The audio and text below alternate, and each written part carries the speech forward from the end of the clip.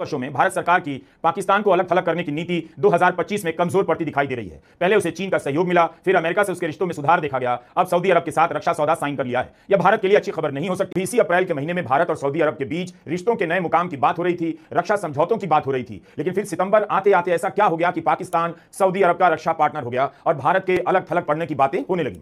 सरकार पाकिस्तान के प्रधानमंत्री शहबाज शरीफ सऊदी गए तो ठीक उसी तरह से सऊदी अरब के विमानों ने इनके विमान को हवा में सलामी दी। जैसे आता है कि सऊदी अरब और पाकिस्तान के बीच आपसी भरोसा और प्यार कितना गहरा है। लेकिन अब दिख रहा है कि पिछले 3-4 महीनों में पाकिस्तान किस तरह से हर महफिल में स्थान पाता जा रहा है। पाकिस्तान की आर्थिक स्थिति नहीं बदली, वह भारत की तरह चौथी या पांचवी बड़ी आर्थिक शक्ति नहीं बना, लेकिन खाड़ी के देशों में सैनिक शक्ति के रूप में उसे सम्मान तो मिल ही गया। बात भी ऐसा क्या हुआ कि पाकिस्तान हर जगह दिखाई देने लगा है। ट्रंप पाकिस्तान की सेना के प्रमुख के साथ लंच पर 2 घंटे बिताते हैं। पाकिस्तान के इलाके के देश रक्षा के लिए भरोसा करते हैं पाकिस्तान पर। अमेरिका को लेकर भरोसा कम हुआ है, इसलिए सऊदी अरब ने परमाणु शक्ति संपन्न देश पाकिस्तान के साथ समझौता किया। इस्लाम ने इसराइल के खिलाफ बार-बार अपना पक्ष साफ किया है, खुलकर स्टैंड लिया है। ईरान पर हमला होगा तो सऊदी अरब अपने ऊपर मानेगा और सऊदी अरब पर हमला होगा तो पाकिस्तान अपने ऊपर मानेगा। और एक क्या होगा कि जब भी भारत और पाकिस्तान के बीच टकराव होगा, दोनों देशों के बीच एक और देश आ जाएगा। Welcome to Uzair cricket. आज की वीडियो में हम देखेंगे कि जब से पाकिस्तान और सऊदी अरब के दरमियान एक डील हुई है, वो डील के बाद भारत से एक एक करके आवाज़ें उठ रही हैं।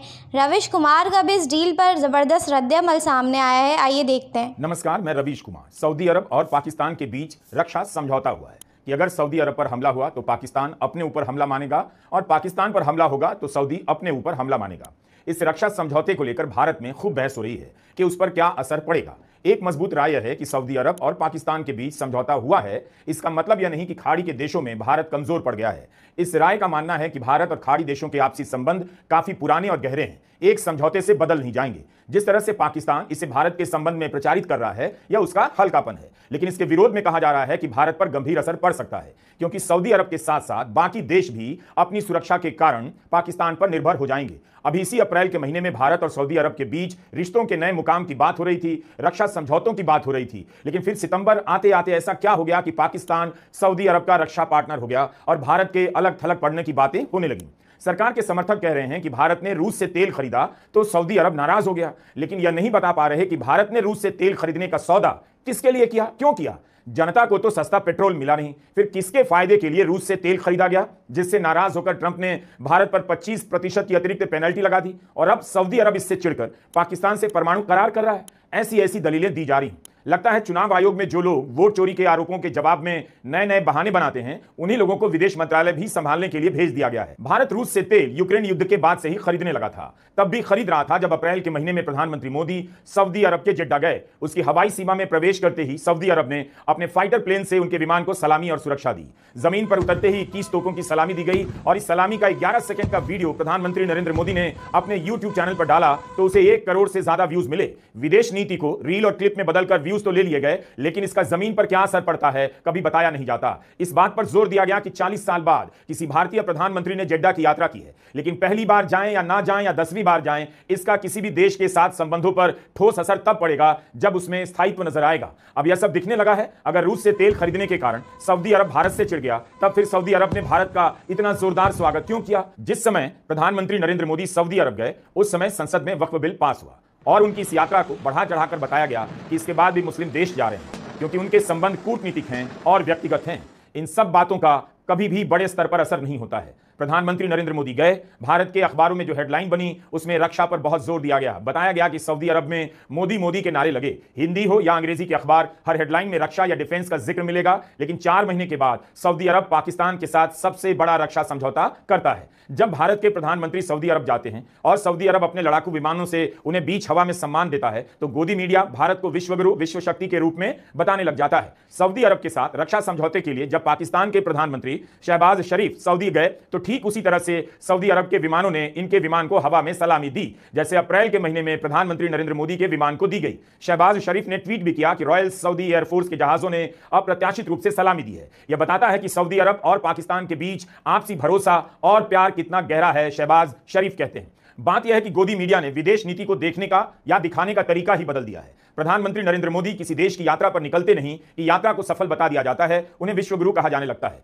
लेकिन अब दिख रहा है कि पिछले 3-4 महीनों में पाकिस्तान किस तरह से हर महफिल में स्थान पाता जा रहा है। पाकिस्तान की आर्थिक स्थिति नहीं बदली, वह भारत की तरह चौथी या पांचवी बड़ी आर्थिक शक्ति नहीं बना, लेकिन खाड़ी के देशों में सैनिक शक्ति के रूप में उसे सम्मान तो मिल ही गया। अपनी आर्थिक हालत का सच पाकिस्तान को पता है। इसके बाद भी ऐसा क्या हुआ कि पाकिस्तान हर जगह दिखाई देने लगा है। ट्रंप पाकिस्तान की सेना के प्रमुख के साथ लंच पर 2 घंटे बिताते हैं, पाकिस्तान के प्रधानमंत्री की तारीफ करते हैं, शंघाई कोऑपरेशन ऑर्गेनाइजेशन में पाकिस्तान को आतंकवाद से लड़ने की कमेटी का अध्यक्ष बनाया जाता है। क्या आपने इस पर प्रधानमंत्री नरेंद्र मोदी का कोई बयान देखा है? देखा हो तो बताइएगा। कोई तो है जो कंधे पर हाथ रखकर पाकिस्तान को अपना दोस्त बनाकर इस पार्टी से उस पार्टी में घुमा रहा है। हम फिल्म तो एक ही देख रहे हैं, लेकिन उसमें कभी हीरो देवानंद दिखाई देते हैं तो कभी शशि कपूर। फिल्म कैसी बनेगी यह तय इसराइल कर रहा है, पैसा किसका लगेगा जाहिर है जवाब मुश्किल नहीं।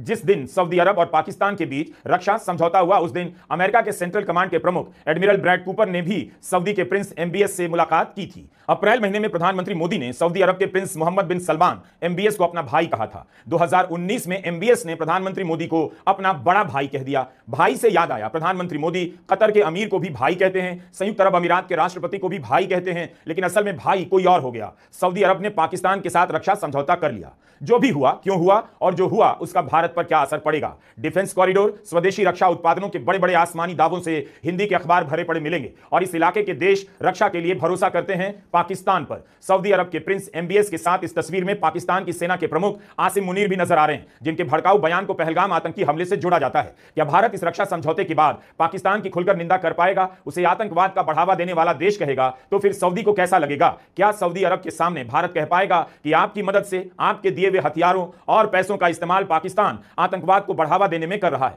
गल्फ कोऑपरेशन काउंसिल ने कहा है कि कतर पर अब कोई भी हमला होगा तो माना जाएगा पूरे सिस्टम पर हमला हुआ है। एक तरह से कतर पर हमले के कारण पूरे इलाके में पाकिस्तान एक अनिवार्य सहयोगी के रूप में स्थापित हो गया। कतर पर हमले के बाद क्या किसी को इस इलाके में भारत की सक्रिय भूमिका नजर आई है? इसके बारे में भी जानकारी दे देनी चाहिए। मूल बात है कि जन्मदिन पर बधाई देना, 21 तोपों की सलामी लेना, गले लग जाना और गले पड़ जाना, इन बातों से माहौल बन जाता है। कूटनीति के रिश्ते किसी और धरातल पर बदलते हैं और वह धरातल तेजी से बदल रही है। विदेश नीति के मामले अब कुर्सी पर आराम से बैठकर सोचने समझने वाले नहीं रहे। दुनिया इस रफ्तार से बदल रही है कि कब कौन किस बस में सवार हो जाता है पता नहीं चलता और लंदन जाने वाली बस पहुंच जाती है बरेली। भारत में इस रक्षा समझौते को भारत की नजर से देखा जा रहा है, लेकिन अंतरराष्ट्रीय हेडलाइन पर भी नजर डालिए। CNN की हेडलाइन है, सऊदी और पाकिस्तान के बीच रक्षा समझौता, सुरक्षा की गारंटी को लेकर अरब देशों का अमेरिका पर भरोसा हुआ कमजोर। फाइनेंशियल टाइम्स ने तो खुलकर लिखा है, पेट्रो डॉलर और इस्लामिक बम एक साथ आए, बताया है कि कैसे सऊदी अरब और पाकिस्तान के बीच समझौता हुआ। वॉशिंगटन पोस्ट ने लिखा है, सऊदी अरब ने परमाणु शक्ति पाकिस्तान से रक्षा समझौता किया। वॉल स्ट्रीट जर्नल ने लिखा है, कतर पर हमले के बाद अमेरिका में भरोसा कमजोर, सऊदी अरब ने नई सुरक्षा गठजोड़ बनाई। हम यह नहीं कहते कि पश्चिम की मीडिया ने जो लिखा है उस पर कूद पड़िए, गले लगा लीजिए, लेकिन पता चलता है पश्चिम का मीडिया इस समझौते को कैसे देख रहा है। उनका जोर इस बात पर है कि अमेरिका को लेकर भरोसा कम हुआ है, इसलिए सऊदी अरब ने परमाणु शक्ति संपन्न देश पाकिस्तान के साथ समझौता किया। इसके जवाब में यह भी कहा जा रहा है कि इसराइल और सऊदी अरब के बीच युद्ध तो हुआ नहीं, पाकिस्तान इसराइल को आगे कर इस डील को बड़ा बना रहा है, अपना नंबर बढ़ा रहा है। लेकिन यह समझौता कतर पर इसराइल के हमले के बाद हुआ है, इसे आप अनदेखा नहीं कर सकते। इसराइल के हमले के बाद Bahrain, Kuwait, Oman, Qatar, Saudi Arabia और संयुक्त अरब अमीरात ने दोहा में एक आपातकालीन सुरक्षा बैठक की, जिसके बाद घोषणा की गई कि एक साझा सुरक्षा तंत्र बनाएंगे। इस बैठक में पाकिस्तान भी शामिल था और उसकी ओर से एक अरब इस्लामिक टास्क फोर्स की स्थापना की मांग की गई। इस बैठक के मात्र एक हफ्ते के भीतर सऊदी अरब और पाकिस्तान ने अपने समझौते की घोषणा की है। ऐसा नहीं कह सकते कि भारत की प्राथमिकता बदल गई है, लेकिन जिस समय पाकिस्तान सऊदी अरब के साथ रक्षा समझौता कर रहा है उसी समय भारत पाकिस्तान के साथ क्रिकेट मैच खेल रहा है। लेकिन क्यों खेल रहा है, इसके लिए कोई ढंग की दलील नहीं मिल पा रही। जिस पाकिस्तान से भारत बात नहीं करता उसके साथ दुबई में मैच खेल रहा है,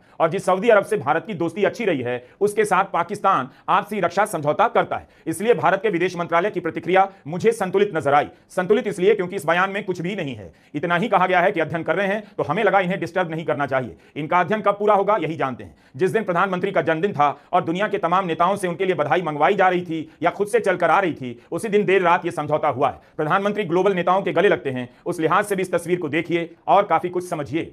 क्या भारत मध्य पूर्व के देशों में अलग थलग पड़ रहा है? इस निष्कर्ष पर पहुंचने की जल्दबाजी मत कीजिए। उन देशों के लिए भी आसान नहीं भारत को नजरअंदाज कर देना। उनका भी बहुत कुछ भारत पर निर्भर करता है और वहां काम करने वाले लाखों भारतीय उनके लिए पूंजी हैं। इसकी बात जरूर होनी चाहिए कि प्रधानमंत्री मोदी ने 11 साल के दौरान इस इलाके में जो निवेश किया, क्या उसका तरीका सही था या केवल गाजे बाजे के साथ तमाशा दिखाना था ताकि विदेश यात्रा का रील और क्लिप बनकर गांव में वायरल हो जाए। इन पुरस्कारों का कूटनीति में कोई रोल होता है या नहीं, इसकी जानकारी मुझे नहीं, लेकिन इसकी है कि पुरस्कार ग्रहण करने के बाद अलमारी में रखते ही भुला दिया जाता है। सऊदी अरब ने अपना सर्वोच्च पुरस्कार ऑर्डर ऑफ किंग अब्दुल अजीज अल सऊद प्रधानमंत्री मोदी को दिया। सऊदी अरब के अलावा बहरीन, कुवैत, संयुक्त अरब अमीरात, साइप्रस, इजिप्ट ने भी प्रधानमंत्री मोदी को पुरस्कृत किया है। बीजेपी के प्रवक्ता इस बात को बढ़ा चढ़ाकर पेश करते हैं कि दुनिया के कई देशों में प्रधानमंत्री मोदी को पुरस्कार दिया गया है। क्या यह किसी विदेश नीति की सफलता का पैमाना हो सकता है? पिछले कुछ वर्षों में भारत और सऊदी अरब के रिश्ते मजबूत हुए हैं। प्रधानमंत्री मोदी 3 बार सऊदी अरब का दौरा कर चुके हैं। ऐतिहासिक रूप से देखा जाए तो पाकिस्तान सऊदी अरब पर आर्थिक रूप से आश्रित रहा है। दोनों के बीच सुरक्षा उपकरणों और सैन्य सहायताओं का लेन देन रहा है, मगर यह पहली बार है कि पाकिस्तान ने सऊदी अरब के साथ व्यापक डील की है जिसका असर दोनों देशों के बीच होने वाले व्यापार पर भी पड़ेगा। इस बात की पड़ताल जरूर की जानी चाहिए कि इसराइल के प्रति विशेष मोह के कारण प्रधानमंत्री मोदी ने इसराइल के अलावा क्या हासिल किया और क्या गंवा दिया। ईरान पर जब इसराइल ने हमला किया तब याद दिलाना पड़ा कि ईरान ने भारत की मदद की है, लेकिन भारत ने केवल खाना पूर्ति की। दोहा पर हमले की भारत ने निंदा की है, लेकिन इससे खाड़ी के देशों में क्या भरोसा बना? क्या इन सब कारणों से अब खाड़ी के देश भारत को उसी संदेह की नजर से देखते हैं जिस संदेह की नजर से शायद अमेरिका को देखने लगे हैं? पाकिस्तान ने इसराइल के खिलाफ बार बार अपना पक्ष साफ किया है, खुलकर स्टैंड लिया है, लेकिन वह आगे क्या करेगा इस पर निर्भर करेगा कि अमेरिका उसे क्या करने देता है। अमेरिका कभी भी इसराइल को कमजोर होने नहीं देगा। वह इसराइल के हर अपराध के बाद भी उसी का साथ देगा। खाड़ी के देशों को यह बात पहले से पता है, आगे भी मालूम रहनी चाहिए। गजा को लेकर खाड़ी के देशों ने खाना पूर्ति की, उन्होंने कोई दबाव नहीं बनाया, दुनिया जानती है। लेकिन जैसे ही इसराइल ने कतर पर हमला किया, उनके भीतर डर पैदा हो गया कि इसराइल और भी बड़े कदम उठा सकता है और अमेरिका मदद नहीं करेगा। कतर पर इसराइल के हमले ने खाड़ी के देशों की आपसी राजनीति भी बदल दी है। दोहा के हमले के बाद हुई आपातकालीन बैठक को लेकर यह कहा गया कि इसमें केवल निंदा की गई, बयान जारी हुए, इसराइल के खिलाफ कोई ठोस कदम नहीं उठाया गया।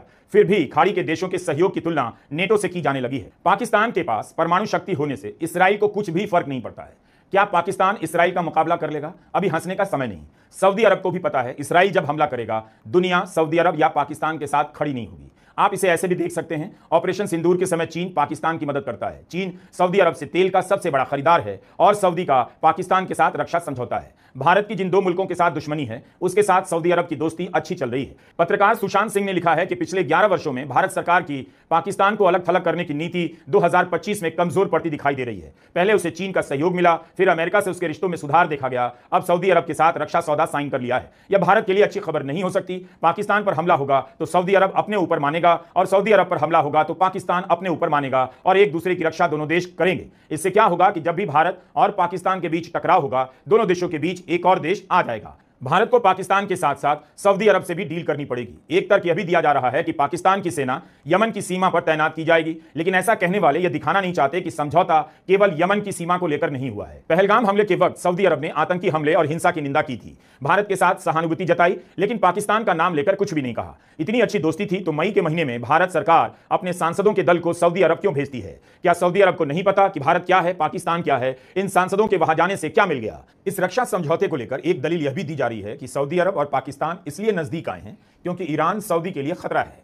इसराइल ने जब ईरान पर हमला किया तब एक वीडियो वायरल हुआ था।